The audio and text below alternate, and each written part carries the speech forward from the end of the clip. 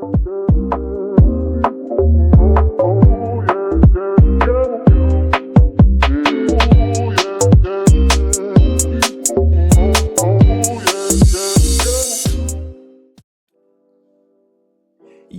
hey everybody, it's Iddris. Iddris here. I'm one half of F1 Air Off, Gabriel, Mr. Gabriel Fisher. He is the other half of F1 Air Off. We like to call ourselves FUFO. And he's busy this weekend. He's got some moving stuff going on and, some good things. These are some good positive updates. And, I'm sure next time he's on the pod, he will give you guys all a full rundown of what this moving weekend's been like. But yeah, it'll just be me today, flying solo. We've done this once before, and I think it was pretty fun last time. Just kind of doing a whole stream of consciousness thing to let you all know what I thought about a specific race. Just a few housekeeping things real quick. Yeah, there's some changes coming up to the pod as far as our structure and whatnot, and this summers are always busy for us, right? We have families, we have a lot of different things going on. So, things kind of slow down a little bit, but just keep following us on social media, all of our different platforms that we have out there. And you'll see the updates that we're talking about, all great things. And I think you guys are in for a really, really, really fun surprise. But yeah, we have things going on in our personal lives. We have things going on with the pod, so lots of changes coming up, and we're excited to share all of them with you when the time is right, so be on the lookout for that. But we are here to talk about the Canadian Grand Prix. I actually don't even know what the official name of this Grand Prix is. Okay, so it is the Formula 1 AWS, that's Amazon Web Services for those who don't know, Grand Prix du Canada 2024 qualifying. Well, I'm looking at the qualifying sheet, so it's there, so I outed myself. Yeah, man, what a weekend. Sheesh, it was something else. Canada, for those that are unfamiliar, is a power course, meaning that you have lots of long straights, you want lots of downforce, right? You're tuning your car setup to just favor that, right? Favor that high, long, straight kind of approach, right? So your Ferraris, your Mercedes, your really strong engines, that's what you would expect to be here. Well, I should caveat that. Mercedes in the past, we are now in a different era. Or at least that's what we thought until we got to qualifying, but we'll talk about that. In general, Canada is always a really, really wild course because you don't know what's going to happen. Things always get nuts. Things can go left. Left for the drivers, but great for the viewers, right? As we're watching this, we're just like, oh, what's happening, But yeah, it was a really, really fun weekend, and I'm not gonna make this a super long one today. Just gonna kind of give you my stream of consciousness. Just flow of thoughts on how things went. Number one, let's talk about practices. So leading up into this, no, actually, before we even talk about practice, hold on, let's roll it back. We got to talk about the awful social media game that Red Bull is out here working with. It is not good. So do you guys all remember there were a couple seasons ago when Alpine was like, oh crap, Fernando Alonso's quitting the team. Quick, what are we gonna do? Oh, we're gonna have Oscar Piastri, our reserve driver. We're gonna have him fill the spot for next year. And they put out that tweet. And then Oscar, after consulting his team, his management team, Mark Webber, by the way, for those that aren't familiar, he used to race for Red Bull. And, he put out a tweet saying that, it has come to my knowledge that Alpine has put out a statement saying that I will be driving for them next year. No such discussions have happened, and I will not be racing for them, right? So Red Bull, for some reason, leans into this and kind of replicates that whole thing. I forget what the immediate context was, but it had that feeling to it, and it was just kind of like, all right, guys, it's not really funny, especially because what they were announcing, Red Bull, was that Checo has re-signed for 2 years, right? So that's great. But then the question is, where does that leave Liam Lawson, Danny Ricciardo and Yuki Tsunoda.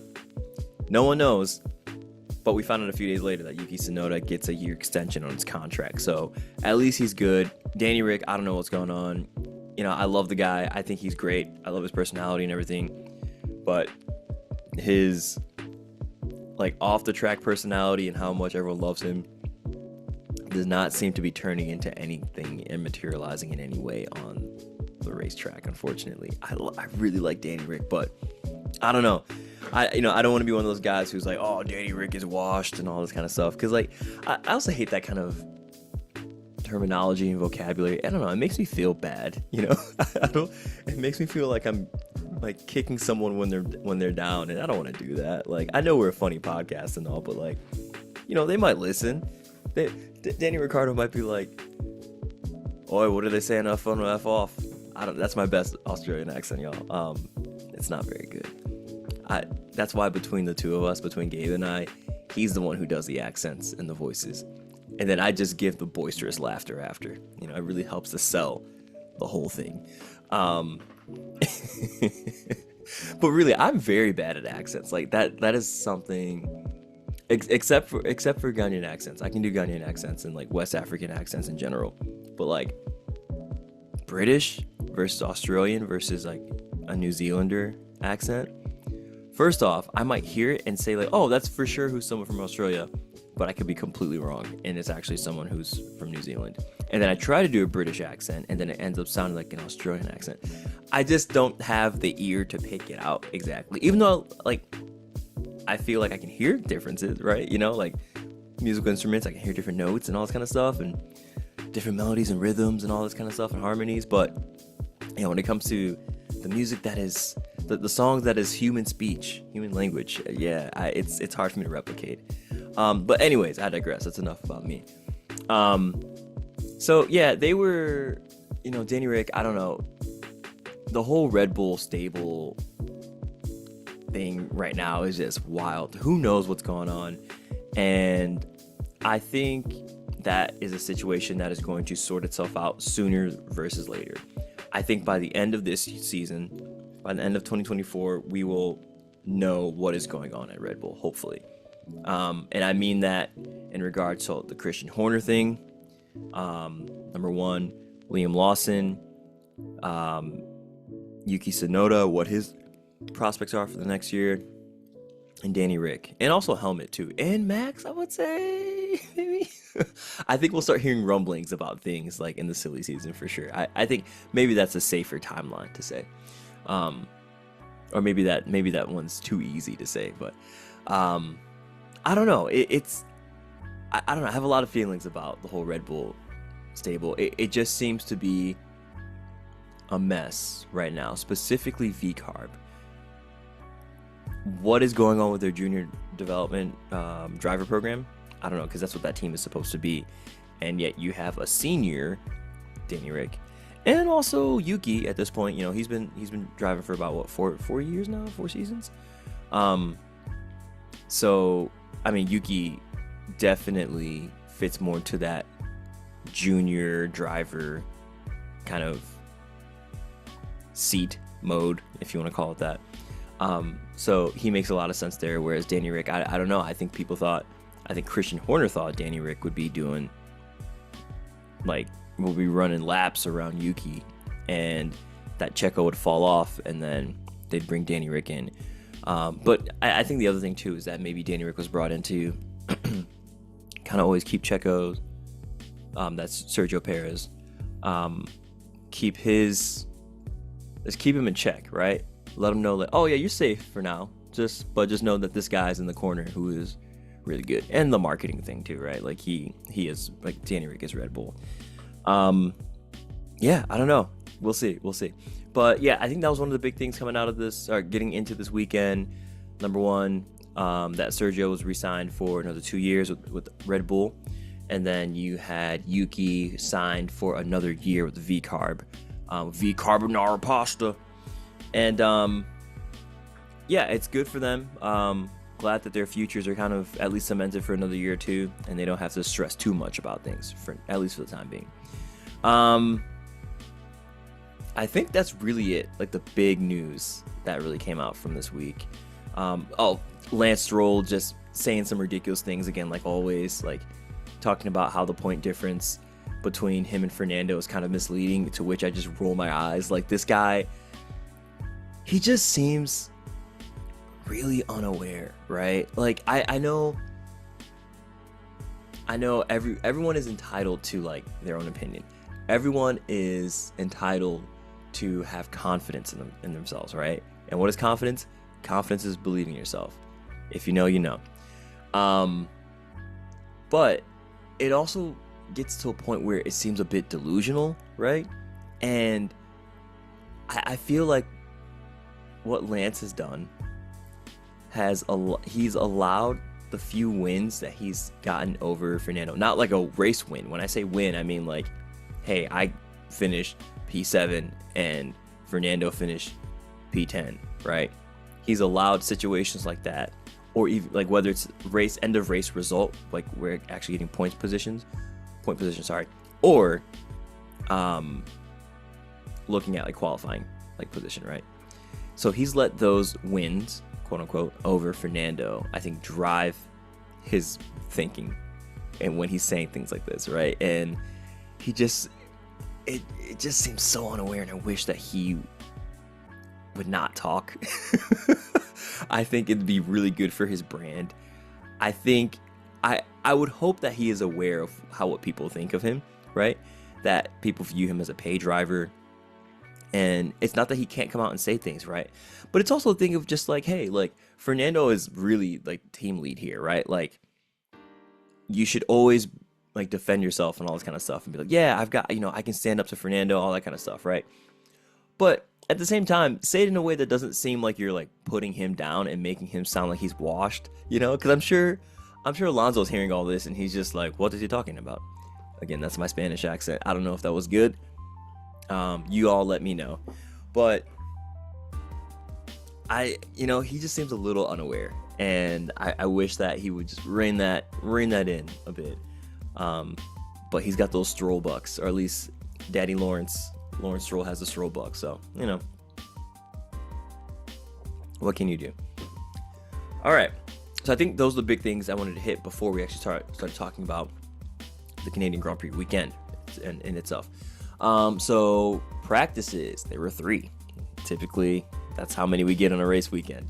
The Mercedes were looking hot. They brought some updates to the race, upgrade packages, sorry. And they were looking sporty. They were at the top of the charts for all the free practices. Sometimes that's not a good indicator of what's to come, but it was a great indicator in this case. Qualifying rolls up, and oh my God, that was one of the most exciting qualifyings of the year. Actually, this is probably one of the most exciting qualifyings that I think I've seen probably like within this last year. Like this, it was good. There were multiple times where I was sitting and watching on the F1 TV app on my phone, and I'm just like, oh, and my wife's like, what's going on?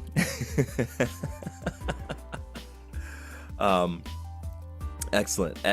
Shout out to everyone for making qualifying really, really exciting. But yeah, let's talk about Q1. So Q1, big shock there. Checo, hot off of the signing the contract and have put in a wet signature on that new 2-year contract. He gets knocked out of Q1, and that was cool. I felt so bad. I was like, dude, he wasn't able to get grip throughout the quality sessions, and that's actually seemed to have been the case for both him and Max. We'll come back to Max in a bit. So yeah, big shocker in Q1 was just that Checo got yeeted. Both the Saubers, the bottom of the bin. You got Zhou Guanyu, P20, Bottas, P17. So it is what it is. Ocon didn't make it into Q2. And Hulkenberg did not make it into Q2 either. So those are our 5 folks that got knocked out. Then we get to like second round of qualifying. Oh my God. Ferrari fumbled the bag. They dropped it majorly. How they went from like 2 weeks ago, like a high of Charles winning his home Grand Prix finally, and Ferrari getting some good team results and some good team points, to just, hey, we're not even, don't even worry about us, bro. We're not even gonna be in this race. Like we had our time 2 weeks ago. We're good. Don't worry about us. That's what they showed up with, that kind of energy. They told Fred, hey, Freddie V, not this race. Not this qualifying and not this race. And we'll talk about that in just a minute. Holy crap. Yeah, so they both get knocked out in Q2. So that was like the big shock there. And it was like awful too. Like what it ended up being was that the pit wall, Ferrari's pit wall, they did not put new tires on, I think, both Sainz and Leclerc, because there was a potential rain, right? So they're like, I don't know if we really want to do that. But literally everyone else had done it, right? And they probably made the call too late. Or if they wanted them to come in to pit to get the new tires on, and for them to do like a warm-up lap, then do a flying lap, they didn't have enough time to do all that. So boom, Leclerc gone, Sainz gone, Sargent gone. Sargent made it into Q2. I forgot about that.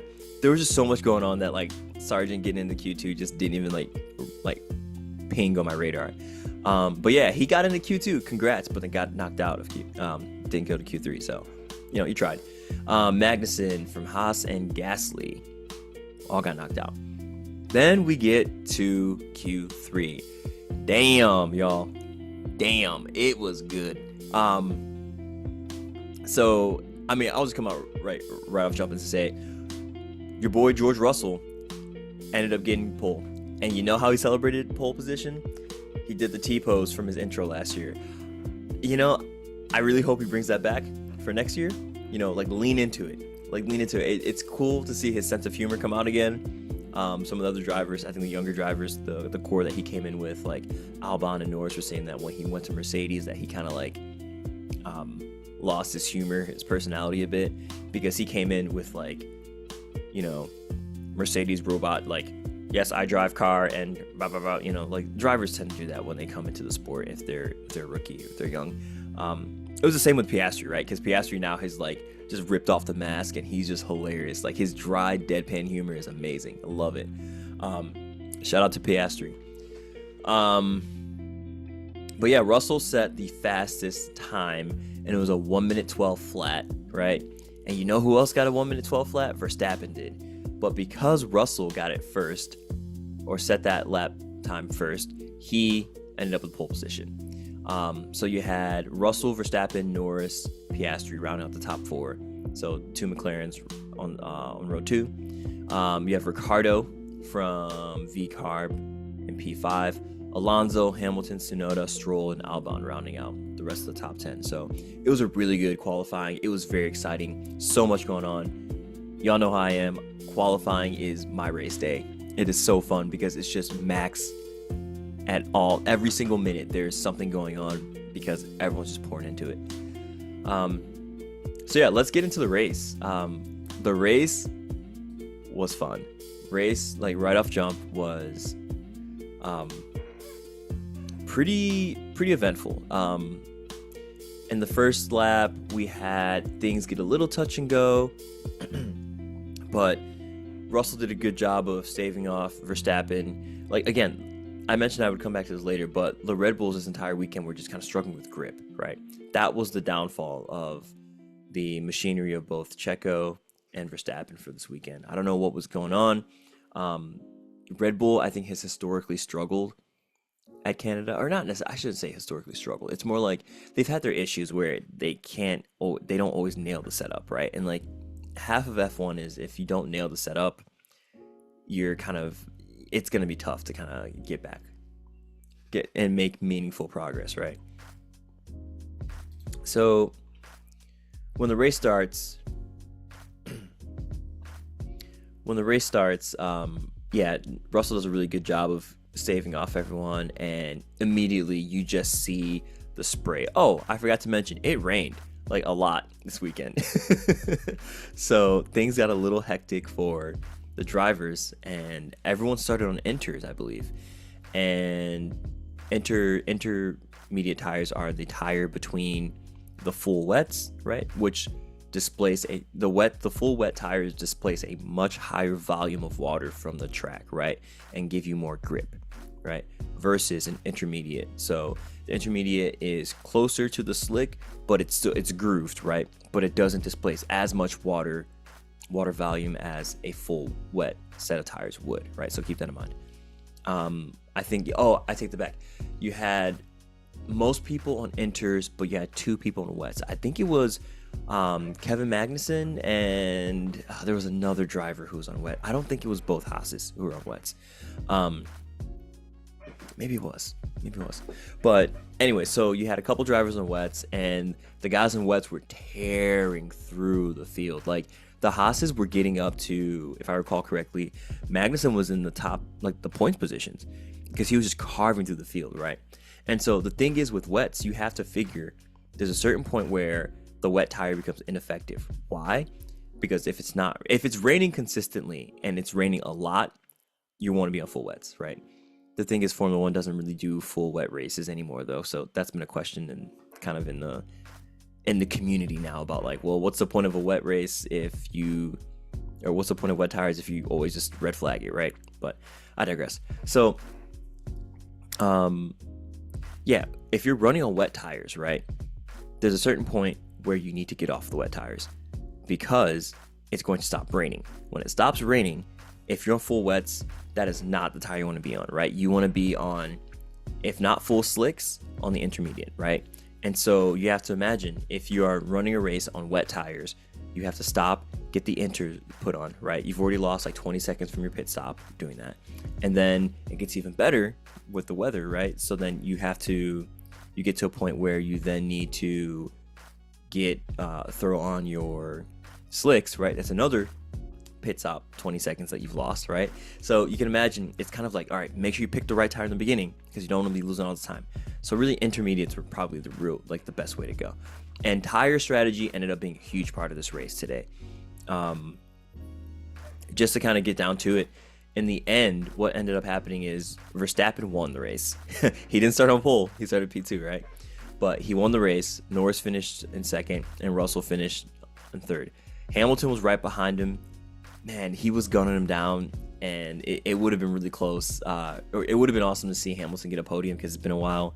But it was great to see both the Mercedes that high up in the points positions. Granted, both the Ferraris they're a non-factor in this, right? Because both Ferraris DNF'd. Like, there's a part of the race where Sainz just spun, car's out, because he hit something. Car's out. Albon spun. He was done. I think we had 5 DNFs.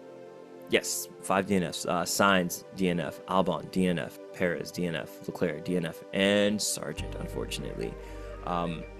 It's sad because, like, I feel like anytime I see a car spin off and then they show the livery and, like, it's confirmed that's Williams, I'm always like, I know it's Sargent, right? Like, it makes he's getting very good at knowing how to, like, get that engine into reverse mode and keep things alive because, like, he just has to because this is just the position he's always in. So, yeah,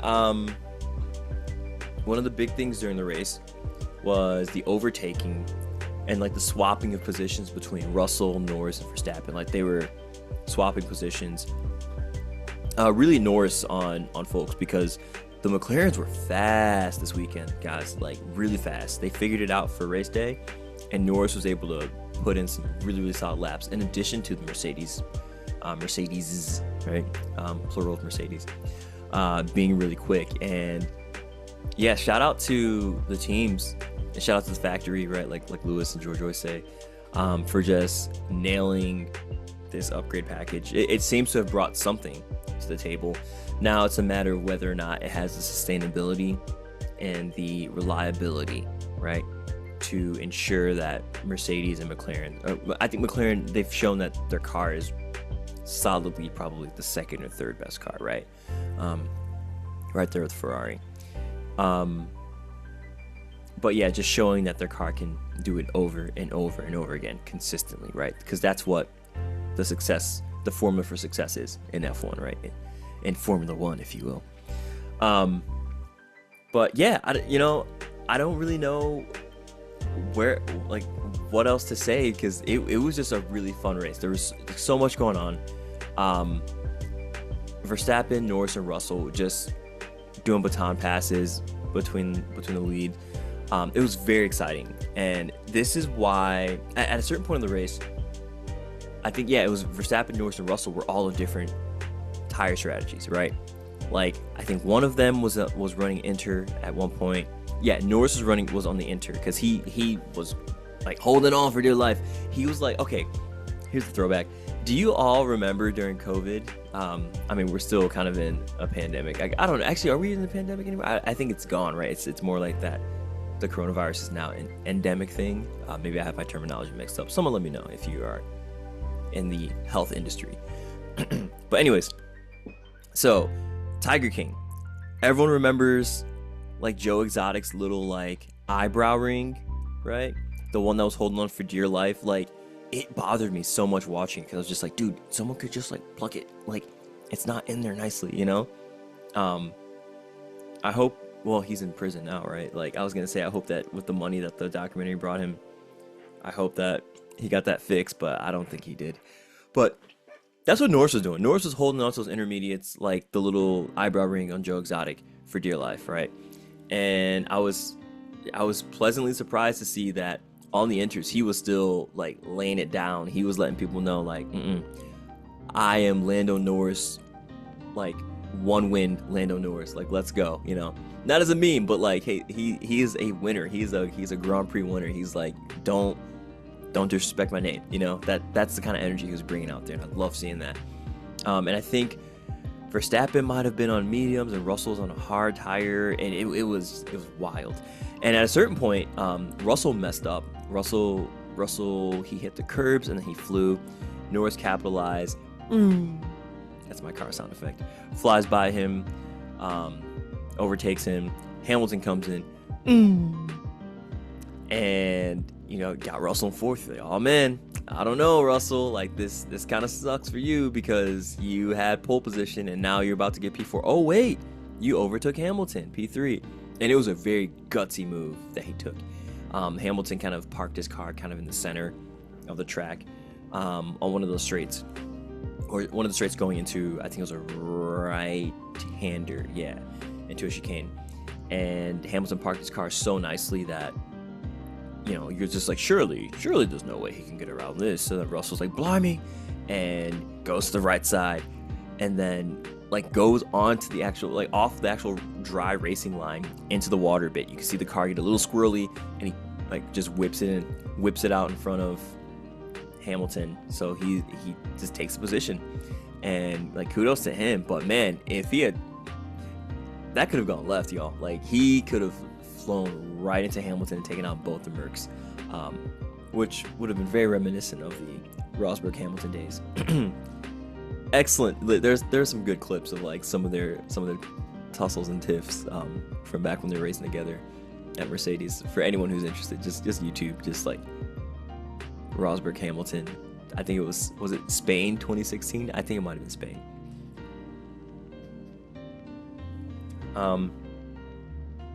Yeah, I think another funny thing I saw after the race was apparently Toto got on the radio with Lewis and was like, Lewis, the performance of the car is coming back to us. And like, Lewis just didn't respond.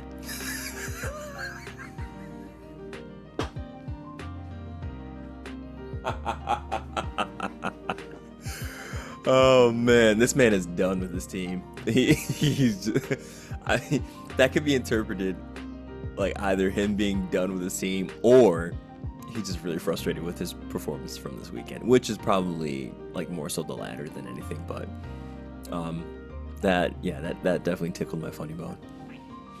But yeah, guys, that was really the race in a nutshell. It was very exciting. Oh, I forgot to mention Ocon. He threw a hissy fit. Yeah, so at a certain point, the Alpines, right, I think they were trying to make inroads on Ricardo, right? And so he was asked, specifically, Ocon was asked, hey, Gasly is faster than you. Can you let him by, right? and like Okan didn't want to let it happen, right? And then he finally relented, and Gasly goes by, and he's faster, right? But then Okan's like, oh, am I gonna get the position back? All this kind of stuff, and they're like, dude, like, you know, you've done a great job of bringing it from like us being like plumb last to, well, effectively plumb last. I mean, there was like P16, I think he started. But you know, you've done a good job bringing it from P16 to getting us in the points. This is good results for the team. Let's just like get these points. You know, he's going faster. There's a potential he can catch him, that kind of stuff. But he like left his mic on, it left his radio on while complaining about it, and so they weren't happy about that. That's the other story too that I didn't mention at the top of the episode, that Okan's been going through like a lot of like social media hate, I guess. People have been like dragging his name, and yeah, that stinks. Like that's not a nice thing to be happening. I think fan bases can be a little much, right? It's funny though, because the word fan comes from fanatic, right? Which is, so when someone says they're a fan of something, they are a fanatic of it, right? They are like a bit more wild than how someone would be if they were just like a supporter, right? But that's not, like, colloquially, that's not what it means anymore, right? There's a different connotation for it now. But yeah, it just reminds me of like what happened with Latifi after Abu Dhabi 2021, how he got like so much hate, right? People were like, oh, you caused that safety car that forced Lewis to not get his 8th title, blah blah blah. You know, it's just like, yo, accidents happen sometimes. And you know, I think in the heat of the moment, like what Ocon did with Gasly, where there was contact back in Monaco, it was heat of the moment kind of thing. It was a really poor decision, right? But it's important that we as fans and supporters and lovers of a sport, of anything, right, just engage with the people who are a part of it, and engage with the people who are also other supporters with it in a like respectful, clean way, you know? Like you can have debates and discourse and all this kind of stuff, but yeah, I just wanted to put that out there that, you know, it's unfortunate that he's going through that, but unfortunately he's going through that, but also I don't think he's going back to that team. I think they're done with him. I mean, they said, Alpine said they're not extending the contract with him at the end of the season, so does he get a seat for next year? I don't know. Like, he's got a race win, right, that Alonso really helped him and enabled for him, right, back from 21, right? Was it 21? Or was it 20? I cannot recall. I think 21, because that's when Alonso came back. Yeah. But anyways, yeah, but either way, yeah, it's just, you know, he's gone. He gone. That boy gone. Gone, as some would say about LeBron leaving a team. That's one of my favorite NBA memes. Yeah, so that's really it, guys. This was a really, really fun race weekend.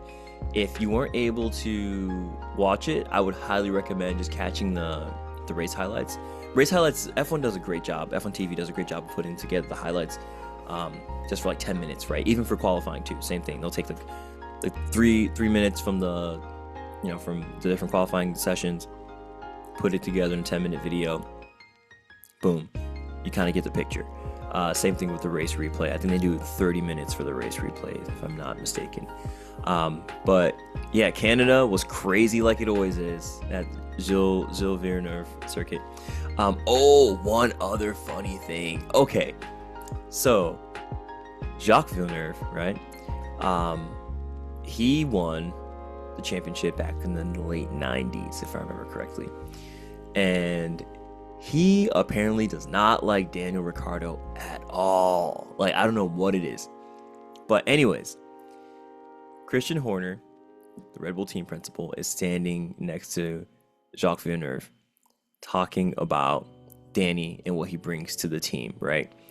And as Christian is talking about Danny's impact on the team and like how he's helped raise the maturity level for Yuki and everything, you see Jacques Villeneuve on the side just like looking at someone off on the side, just like making faces and kind of like effectively rolling his eyes and like showing a very confused face, just being like, what is this guy talking about? He's like, no.